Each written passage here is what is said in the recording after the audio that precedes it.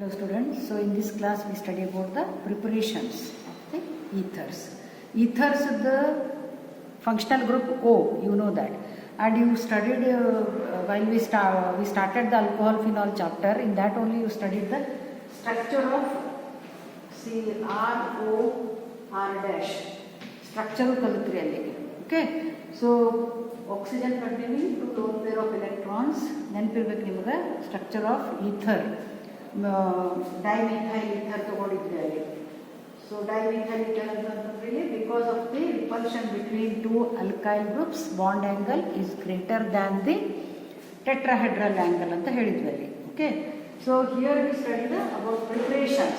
So preparations first method, it is by the dehydration of alcohol. So dehydration of alcohol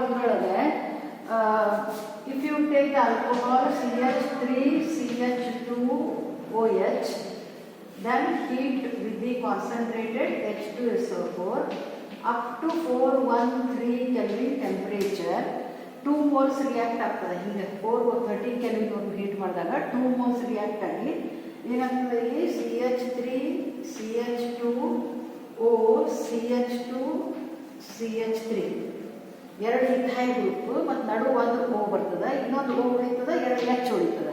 so that is minus H2O. Okay, so this is by dehydration of alcohol. But you know that dehydration of alcohol also gives the alkenes. ಅದು ಗೊತ್ತದ ನಿಮಗೆ ಹೆಂಗದ dehydration alcohol ಒಳಗೆ ಕಲ್ತೀವಿ CH3CH2OH when it is heated with concentrated H2SO4 ಅವಾಗ temperature should be 443 Kelvin. Then water will be removed from one molecule of the ethyl alcohol. Water remove ಆಗ್ತದೆ. So temperature high temperature ಇರ್ತದೆ ಇಲ್ಲಿ ಎಲ್ಲಿ alkene form ಆಗುವಾಗ ಅಂದ್ರೆ ಒಂದು OH ಮತ್ತು ಒಂದು H of the other carbon. CH3 ಹೆಂಗಿರ್ತದೆ CH3 ಇಲ್ಲಿ ಹೇಳ್ತೀವಿ CH3 CH2OH. ಇದು ಹೈ ಟೆಂಪರೇಚರ್ 443 ಕೆಲ್ವಿನ್ ವರೆಗೂ ಹೀಟ್ ಮಾಡಿದ್ರೆ OH and H is removed, then in middle you get the double bond. So that is alkene is formed. So CH2 double bond CH2. ಯಾವಾಗ ಬರ್ತದೆ alkene? When the alcohol is heated up to 443 Kelvin temperature. ಬರೀ 413 ಮಟ್ಟ ಅಷ್ಟೇ heat ಮಾಡಿದ್ರೆ it 2 molecules of alcohol gives ether. Okay, so this is the first method. Now second method, it is the Williamson's ether synthesis ಅಂತ ಹೇಳಿ very important. ಎರಡೇ method ಇದಾವೆ, only 2 methods you are studying. So second is Williamson's ether synthesis. ಇದು ಬಹಳ ಸರ್ತಿ ಕೇಳ್ತಾರೆ, general reaction R example. Okay, ಇದು ಬಹಳ ಇಂಪಾರ್ಟೆಂಟ್, ಬಹಳ ಸರ್ತಿ ಕೇಳಿದ್ರೆ ಫಾರ್ 2 marks. 2 marksಗೆ ಬಹಳ ಪೇಪರ್ ಆ್ಯಂಗಲ್ ಪೇಪರ್ಗಳು ಕೇಳಾರೆ Williamson's ether synthesis. So Williamson's ether synthesis ಒಳಗೆ ಏನು ತಗೋತೀವಿ ನಾವು? It is also called as the laboratory method. It is also laboratory method. Lab ಒಳಗೂ ಪ್ರಿಪೇರ್ ಮಾಡೋದು. Okay, lab method or laboratory method. So in this case we take the haloalkane RX, haloalkane. It is made to react with sodium alkoxide. Alkoxide ಅಂದ್ರೆ ಯಾವುದು? ROH alcohol. H Na ಬಂದ್ರೆ sodium alkoxide ಅಂತ ಹೇಳಿ. So plus R dash O N A. Okay. So in laboratory haloalkane is made to react with sodium alkoxide. Alkoxide ಒಳಗೆ oxygen ಮೇಲೆ 2 lone pair electron ಇರ್ತದೆ. So it gives ROR dash plus NaX. So this is Williamson's ether synthesis. ಬಹಳ simple, very important. Then example ತಗೊಂಡ್ರೆ ನಾವು ಇದು general reaction. This one is general reaction. Example C2H5Br plus CH3ONA. Okay, so it gives C2H5OCH3 plus NaBr. So this is Williamson's ether synthesis. Okay. Next, we are studying about the different. See, if you, here we are taking the primary halide. Primary halide ತಗೊಂಡ್ವಿ. See, if you take tertiary halide, what happens? Okay, Williamson-Sicker synthesis ಅಂದ್ರೆ ಏನು haloalkane ಮತ್ತು sodium alkoxide react to give the ether. That is laboratory ಒಳಗೆ, laboratory method. So if you take the actually the ether, the oxygen in it, like it contains 2 lone pair of electrons. It has the basic character and also it has nucleophilic character. Okay. So nucleophilic character ಇತ್ತಂದ್ರೆ ಅವಾಗ ಇದು Br ಹೋಗಿ O ಬರ್ತದೆ. ಇದು O ಮೇಲೆ 2 lone pair electron ಇರ್ತದೆ. ಇದು O ಇಲ್ಲಿ ಬಂದು ಅಟ್ಯಾಚ್ ಆಗ್ತದೆ nucleophile. But if you have the tertiary halide, basic character ಅಂದ್ರೆ ಏನು proton accept ಮಾಡ್ಕೊಂತದ ಅದು. Okay, basic character. So if you have the tertiary halide, what happens here? Tertiary halide ittandre CH3. Okay, CH3. Tertiary butyl bromide. Tertiary butyl bromide ಗೆ sodium lithoxide react ಆಗ್ತದೆ. Okay, so tertiary halide ittandre ಏನಾಗ್ತದೆ? Basic character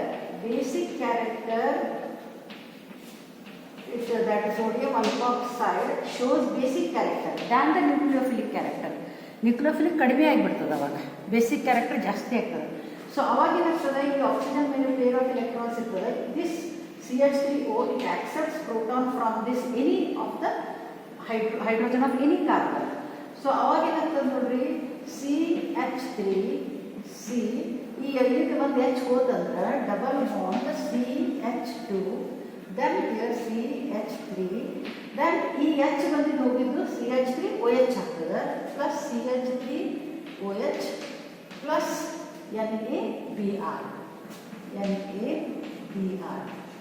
So if tertiary halide reacts with the sodium alkoxide, then basic character, it shows the basic character.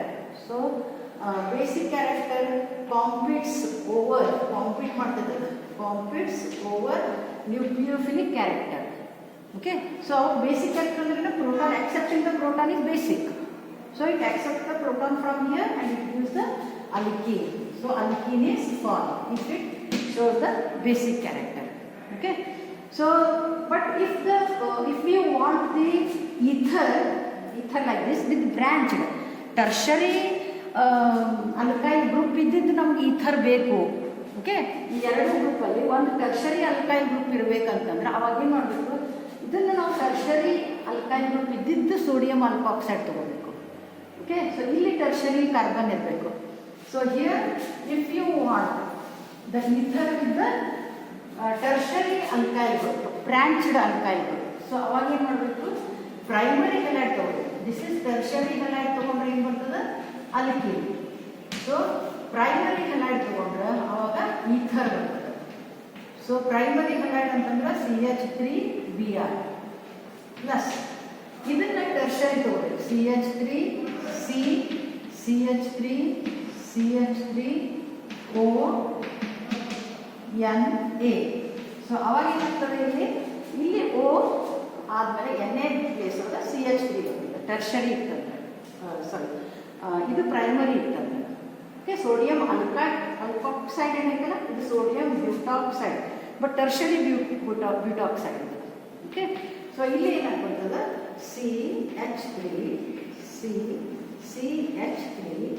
CH3 then O then CH3 ನೋಡಿ ಇಲ್ಲಿ ಹೋಗಿ ಇದು CH3 ಬರ್ತದೆ, then plus NaBr. Is it clear? So if you want the ether with the branched alkyl group, then we should take the branched sodium alkoxide, not branched halide. Primary halide ತಗೋಬೇಕು. Okay, then we get the nucleophilic character predominates and it gives the ether. Otherwise basic character, tertiary halide ತಗೊಂಡ್ರೆ basic character predominates and it gives the alkene. Okay, so ಇವೆರಡು ನಿಮ್ಮದು CET important, NEET competitive ಎಕ್ಸಾಮಿಗೆ important, but text ಬುಕ್ಕಲ್ಲಿ ಕೊಟ್ಟಾರೆ, ಲಕ್ಷ ಕೊಟ್ಟು ನೆನಪಿಟ್ಕೊಳ್ಳಿ ಅದನ್ನ. ನಾವು preparation of phenolic ether phenolic ether. So preparation of phenolic ether. So preparation of phenolic ether ಒಳಗೆ phenolic ether ಅದಾದಮೇಲೆ ನಾನು ಏನು ಮಾಡ್ತೀನಿ, so I'll take the mechanism in which dehydration takes place. Okay, mechanism ಆಮೇಲೆ ತಗೋತೀನಿ. So preparation of phenolic ether ಅಂತಂದ್ರೆ we take the phenol OH plus NaOH. It gives, you know, acid. Phenol is acidic in nature. It reacts with the base and it gives sodium phenoxide. Then again it is treated with the alkyl halide minus NaX. X होतो Na होतो ಅವಾಗ ಏನು ಬರ್ತದೆ OR. This is sodium phenoxide. Sodium phenoxide with the alkyl halide gives phenolic ether. ಅದಾಗಿ CH3 Br ತಗೊಂಡ್ರೆ ಇಲ್ಲಿ OCH3 ಬರ್ತದೆ. So that is called as the anisole. Okay, so this is OH plus ಇಲ್ಲಿ NaOH. Then it is treated with the RX or the minus H2O minus NaX ಆಗ್ತದೆ. Okay, RX ದಿಂದ ನಾವು CH3 Br ತಗೊಂಡ್ರೆ CH3 Br, so it gives OCH3. This is called as the anisole or methoxybenzene, or it is also phenolic ether. Okay, so this is about the preparations. Now first method we studied dehydration anta kaltvi now. Okay, so dehydration of alcohol, ಇದು phenolic ether important ade 2 marks ಕೇಳ್ತಾರೆ. How you prepare the phenolic ether from phenol. Okay, first phenol ತಗೊಂಡು NaOH ಜೊತೆ treat ಮಾಡಬೇಕು. ಅದಾದಮೇಲೆ it is treated with the alkyl halide. Okay, so ನಾವು first method ಹೇಳ್ತೇನೆ ನೋಡಿ. First method ಈಗ ನಾನು ಜಸ್ಟ್ ಹೇಳಿದ್ದು ಡಿಹೈಡ್ರೇಷನ್